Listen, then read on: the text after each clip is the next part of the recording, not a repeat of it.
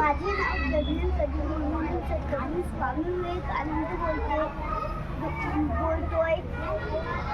माझे लहानपणीचे नाव नरेंद्र होते.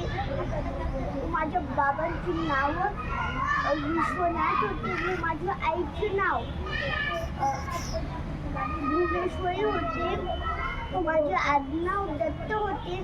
माझ्या गुरूंनी माझे नाव स्वामी विवेकानंद ठेवले.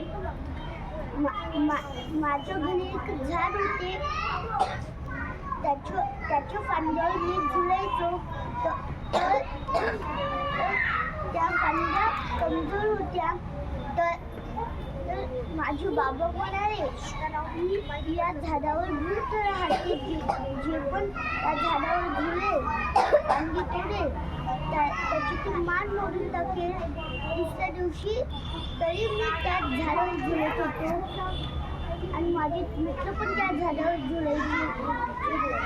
आणि माझे मित्र म्हणाले, अरे तुझ्या बाबांनी सांगितलं होतं ना की या झाडावर भूत राहते.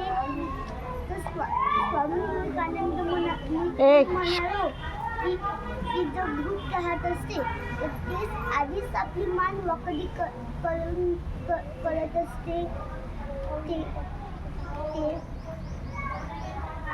आणि मी जेव्हा अमेरिकेत होतो तेव्हा मी तिथे लायब्ररीत जात होतो. इकडे बोलायचं.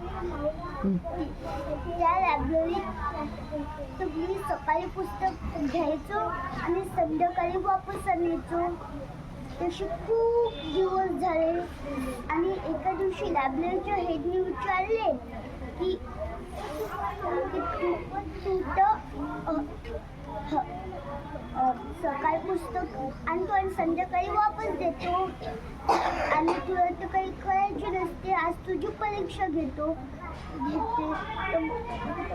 लायब्ररीच्या हेडने त्याची परीक्षा घेतली आणि बघतो काय